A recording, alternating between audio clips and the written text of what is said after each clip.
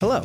Today, I'm going to be presenting to you a game, a masterpiece, a real steaming pile of that you and any of your friends can enjoy. What about my slippers? Can I wear slippers? Because of the diversity, just about anybody can find fun in this game. Yeah, beat him up. So what's the game? Well, I'm glad you asked. Welcome to Ark. So basically, Ark is a survival game, which means that you spawn in on a map and you try not to die. Ark has 12 different maps you can choose from. Each map comes with their own little twist on how the game is played, but today we're looking specifically at Ragnarok. So what do I mean by trying to survive? Well, you got a few things to worry about, the most basic of which is your food and your water. So as long as you're stuffing your character's face with food when they're hungry, and you're nourishing them with pristine water when they're thirsty, everything's gonna be fine. And while you're at it, you should probably nourish your character in the real world too, so probably pump the brakes on the Mountain Dew and go to the fridge and get some water. But the more common ways to die, however, are roaming dinosaurs that are sprinkled all over the map. So if you're just wandering around aimlessly, you're probably gonna die. Oh, fuck me. So yeah, dinosaurs are going to be the main threat here, but the other big one is going to be the weather. Some parts of the map are in different biomes, like one could be surrounded by lava and dragons, whereas another part could be in the Arctic where you're fighting with mammoths. But surviving is only one part of the game. That's the short term. The other part is trying to kill bosses so you can move on to the next map. This part's a little harder, a little more complicated, but we'll get to that later. First, let's talk about the early game.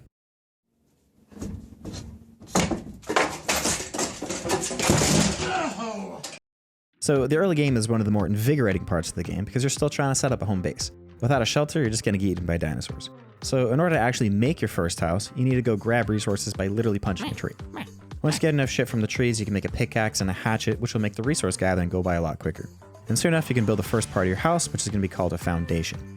Now, there's a lot of ways to build houses in this game, but my favorite way is to place the foundation first and then let my girlfriend do the rest.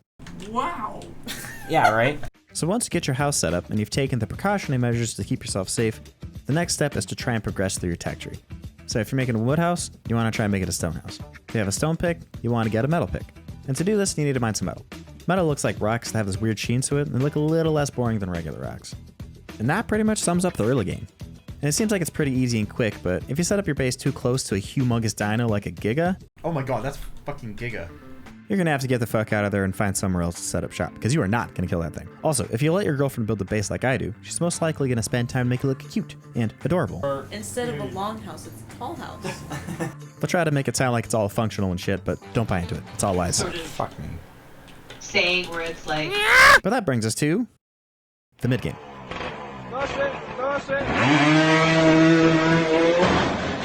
The mid-game is all about taming dinosaurs to make your life easier. Tired of dying to raptors? Go get a Rex. You tired of using a hatchet to get stone? Go get a Doty. But be careful. They're slippery. What? What is this? What? Are you tired of walking? Go get a bird. The main point I'm trying to make here is that whatever you can do, a dinosaur can do better. You are inferior. That's why I prefer.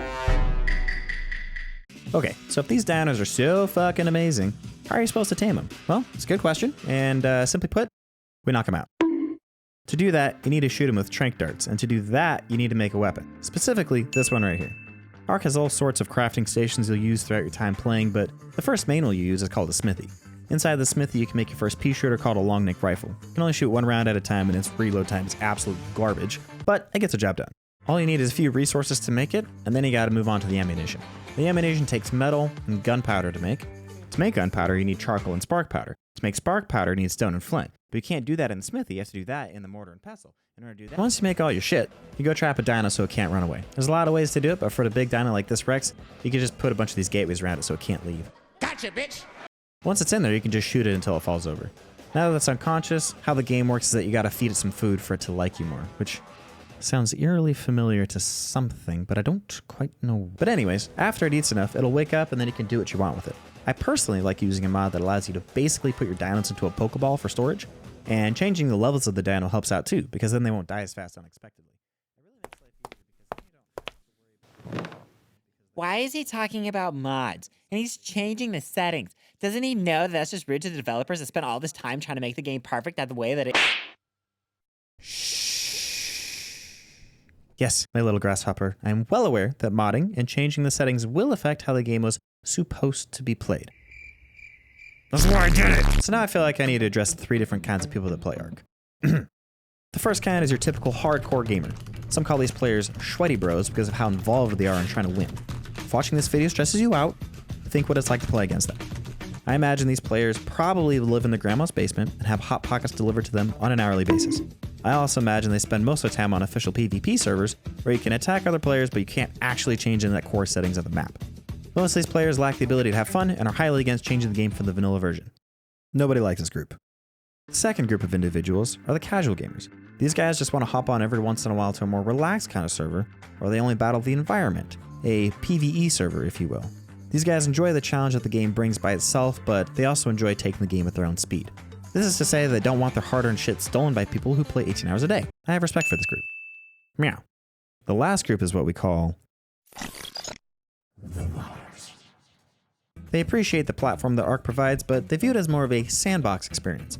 Meaning, they modify the shit out of their servers. I feel like my computer's gonna crash. Instead of relying on the servers provided by Ark itself, they make their own servers and can change it how they want to. I personally am a modder, so for example, this playthrough we made it really easy to tame dragons, so you can have an army to fly around with and just be completely silly. It's just a way to slightly change the game settings to incorporate a whole new playstyle.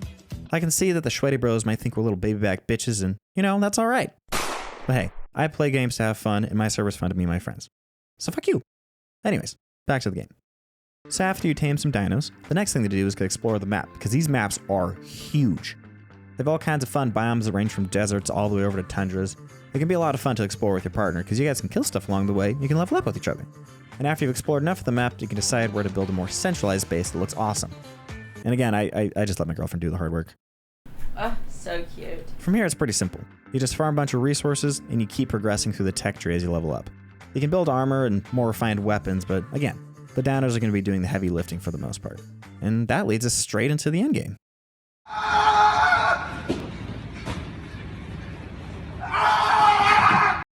Here's where we start diving into the more interesting things that make each of the maps more unique. The endgame is all about trying to prepare for the boss fight, because after you kill a boss, then you can move on to another map, or another arc, so to speak.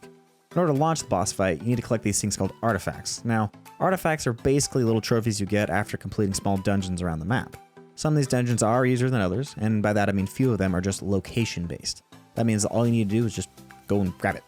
Others require you to put in a little more elbow grease, but for example, the artifact of the Devourer is literally just at the bottom of the ocean. It's like right there. Having said that, the artifact of the Devious, Skylord, Clever, and you can only get by going through this super fucking complicated maze. I'm not kidding. Luckily, YouTube tech support had my back in explaining this stupid maze to me. Now you need to press both of these buttons. One button here. And then of course I had the accent stuck in my head all night. 1, 2, and 3. But overall, thank you tech support guy. Much help was needed.